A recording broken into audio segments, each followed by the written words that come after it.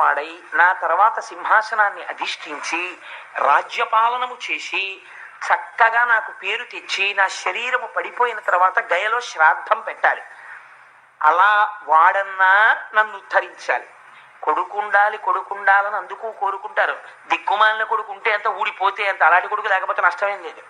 కాబట్టి ఈ కొడుకు వల్ల నాకు ఒక గొప్ప ప్రయోజనం కనపడుతోంది. ఏమిటా ప్రయోజనం? ఎప్పుడో నాకు వైరాగ్యం వస్తుందో రాదో, ఈ భోగాలతో ఇలా మగ్నత పొందుతాను. కానీ వీడు ఈశ్వరుల్లాగా ఇంత దుష్టుడు పుట్టి నాకు, అంటే ఈశ్వరుల్లా అంటే నేను దుష్టుడిని సామ్యం చెప్పానని కాదు, వైరాగ్యం ఇవ్వడంలో. వీడు నా మాట వినడు, నాకు అప్రతిష్ఠ వచ్చేస్తోంది అన్న బెంగతో, ఇలాంటి కొడుకు ఉన్న చోట నాకు ఇంత రాజ్యం ఉంటే ఎంత, సింహాసనం ఉంటే ఎంత, రోజు వీడికి చెప్పుకునే కన్నా ఎక్కడికో పోయి ఈశ్వరారాధన చేసుకుని మట్టిలో కలిసిపోతే మంచిది. కాబట్టి ఇంకా నేను ఈ కొడుకు నా కొడుకు వీడికి చంపలేను. ఎందుచేత అంటే ఉన్నదొక్క నలుసు. వీడిని రేపొద్దున్న రాజుని చేయలేను, యవరాజ్య పట్టాభిషేకం చేసి వానప్రస్థానికి వెళ్ళలేను, ప్రజలకి తీసుకొచ్చి ఒక బందిపోటు దొంగనప్పచెప్పినట్టు అయిపోతుంది. అందుకని వీడికి యవరాజ్యం ఇవ్వలేను. ఇవ్వకుండా ఉందామంటే కుదరదు. ఇంత చిత్తక్షోభ పడే కన్నా మనము విరాగులమై అరణ్యమునకు వెళ్ళిపోదాం అని చెప్పి ఒక రాత్రి వేళ అన్ని భోగములు కలిగినటువంటి అంతఃపురాన్ని, తన భార్యని, తన బిడ్డని విడిచిపెట్టి గురువులకు కూడా చెప్పకుండా తానొక్కడే కాలినడకన నడిచి అరణ్యంలోకి వెళ్ళిపోయాడు. ఇప్పుడు చెప్పండి, దుర్మార్గుడైన కొడుకు జన్మిస్తే ఎంత సన్మార్గుడైన తండ్రి అయినా ఎంత బాధపడ్డాడో ఆలోచించండి. అది అంగరాజు యొక్క పొరపాట, ఎంత మాత్రము కాదు. కానీ ధార్మికుడు శిక్షింపబడినాడు. దేని వలన? క్షేత్రము యొక్క జనన కారణమైన బీజమునందున్న దోషము చేత తాను శిక్షింపబడ్డాడు. ఎంత ఎలా ఉంటాయో చూడండి వివాహాలంటే. ఆయన అడవికి వెళ్ళిపోతే మర్నాడు పొద్దున్న అంతఃపురంలో రాజు కనపడలేదు. కనపడకపోతే అక్కడ ఉన్నటువంటి గురువులు చూశారు, ఋషులు చూశారు, మహర్షులు చూశారు. అరేరే కనపట్టం లేదు రాజు, రాజు లేకపోతే రాజ్యం క్షోభిస్తుంది, కాబట్టి మనం ఉత్తర క్షణం రాజుని తీసుకురావాలని చెప్పి అరణ్యాలలోకి వెళ్ళి వెతికారు. ఎక్కడ వెతికినా రాజు కనపడలేదు. తిరిగి వచ్చేశారు. వచ్చేసి ఇప్పుడు ఉన్నవాడెవరు? ఉత్తరాధికారి రాజకుమారుడు వేణుడే కనుక ఏమో చూద్దాం, ఈశ్వరుడి అనుగ్రహం, మనం ఎందుకు ఆయన కొడుకు రాజు కాకుండా మనం అడ్డుపడాలి? ధర్మం తెలుసున్నవాడు ధర్మంతో ప్రవర్తించాలి. కాబట్టి పట్టాభిషేకం చేద్దాం. మార్పు రాకపోతే అప్పుడు మనం చూద్దాం ఈయన విషయం అని చెప్పి ఆయన తల్లిగారైనటువంటి సునీతతో మాట్లాడి ఈ వేణుడికి పట్టాభిషేకం చేశారు. వేణుడికి పట్టాభిషేకము చేసిన తర్వాత ప్రజల యొక్క పరిస్థితి ఎట్లున్నది అనడానికి పోతన గారు ఒక గొప్ప ఉదాహరణ చెప్పారు.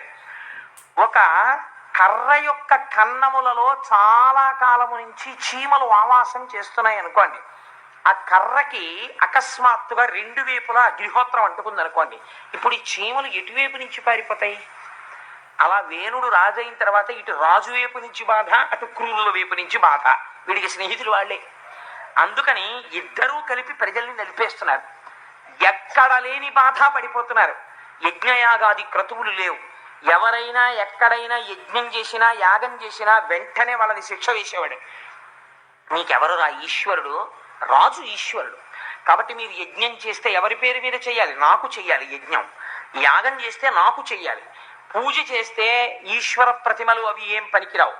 అందరూ కూడా వేణుని యొక్క చిత్రపటాలని ఇంట్లో పెట్టుకోవాలి. ఆయనకే ఆరాధన చెయ్యాలి. ఇదొక వెర్రి. అందుకని చెప్పి నాకే పూజలు చెయ్యండి అని తనకే ఒక పూజా విధానం నిర్మించేసుకుని ఉంటుంటాడు. ఇటువంటి బోధ మొదలుపెట్టాడు. ఎక్కడ యజ్ఞయాగాది క్రతువులు లేవు. యజ్ఞయాగాది క్రతువులు లేకపోతే ఏమవుతుంది? మీరు ఆలోచించండి. మీరైనా ఒకటి ఆలోచించండి. నేను ఓ ఉద్యోగం చేస్తున్నాను. ఓ ఉద్యోగం చేస్తే నాకు 12 నెలలు అయ్యేటప్పటికీ సంవత్సరంలో ఏదో కొంత జీతం వస్తుంది. వస్తే నిర్దాక్షిణ్యంగా నాకు జీతం ఇచ్చిన ఆఫీసర్ ఎవరో, ఆ జీతం ఇచ్చిన ఆఫీసర్ గారే ఒక ఆయనతో లెక్క కట్టిస్తారు. ఈ కోటేశ్వరరావుకి ఎంత వచ్చిందా 12 నెలల్లో అని. ఇంత వచ్చిందండి ఈ జీతం. ఈయన ఆదాయపు పన్ను అని ఇంత వచ్చినందుకు ఇంత ట్యాక్స్ కట్టాలి, కోసి ఆయన జీతంలో అంటాడు. అప్పుడు నేను అది కట్టేటప్పుడు సంతోషంగా కట్టేయాలి. ఈశ్వరుడు నాకు ఇన్కమ్ ట్యాక్స్ కట్టగలిగినంత అదృష్టాన్ని ఇచ్చాడనమాట. అదొక క్రెడెన్షియల్ అనుకుని కట్టేయాలంతే. అంతేగాని నేను తిరగబడ్డాను అనుకోండి, నేను ట్యాక్స్ కట్టను, ఆయన ఏం చేస్తాడంటే ఛార్జ్ షీట్ ఇచ్చి ట్యాక్స్ కట్టని వాడు సిటిజన్ గా కూడా కాదు, ఉద్యోగంలో ఉండడానికి వీలేదు, తీసేది, ఇన్కమ్ ఉండదు, ట్యాక్స్ కట్టక్కర్లేదు, వెళ్ళిపోయి ఇంటి కట్టాడు. కాబట్టి ఏమవుతుంది, మొత్తానికి మొదటికి మోసం వస్తుంది. యజ్ఞం చెయ్యడం యాగం చెయ్యడం అంటే ఏమిటో తెలుసా అండి? అందుకే అది ఒక్క మన ధర్మంలోనే ఉంది. అగ్నిహోత్రానికి నీకు ఈ అనుగ్రహం అంతా ఐశ్వర్యం అంతా ఎక్కడ నుంచి ఏ దేవతల వలన వస్తోందో ఆ దేవతలకి కృతజ్ఞత చెప్పుట. అందుకని మీరు మళ్ళీ హవిస్సు తెచ్చి అగ్నిముఖంగా వాళ్ళకి కృతజ్ఞత చెప్తారు.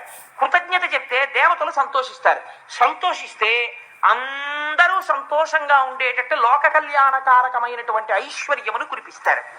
ఇప్పుడు ఆయన ఏమంటున్నాడు? యజ్ఞయాగాది క్రతువులు చెయ్యవద్దంటున్నాడు, ప్రజల్ని పీడిస్తున్నాడు. ఇప్పుడు కోపం ఎవరికి వచ్చింది? భూదేవికి వచ్చింది. ఎందుకని?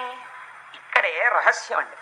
ఒక నామం ఒకటి ఉంది, అది శివనామాల్లో ఉంటుంది, విష్ణు సహస్రంలో ఉంటుంది. శర్వ శివస్థాను భూతాధిర్నిధిరవ్యయ.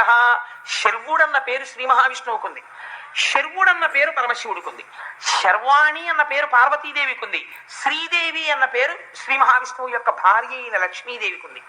శర్వుడు అంటే చితి రూపమూర్తి, భూమి రూపంలో ఉంటాడు. మీకు ఏ ఐశ్వర్యం కావాలన్నా భూమిలోంచే వస్తుంది. తినడానికి తిండి భూమిలోంచి, మొక్కజొన్న పొత్తు తిండిలోంచి, కాఫీకి కావలసిన కాఫీ గింజలు భూమిలోంచి, పంచదార చెరుకులోంచి, ఓ కారు ఇనుము గనిలోంచి, కారు నడవడానికి పెట్రోలు భూమిలోంచి, ఏది కావాలన్న ఓ బొగ్గు భూమిలోంచి. ఇప్పుడు శర్వుడి నుంచి శర్వాణి వస్తుంది. ఈ ఐశ్వర్యం ఎందుకు ఇవ్వాలి ఈశ్వరుడు? మీరు యజ్ఞయాగాది క్రతువులు చేస్తే సంతసించి ఇవ్వాలి. భూమాత అనుకుంది, వీళ్ళు తమకి తింటున్నారంతే, కృతజ్ఞత లేదు, యజ్ఞయాగాది క్రతువులు లేవు.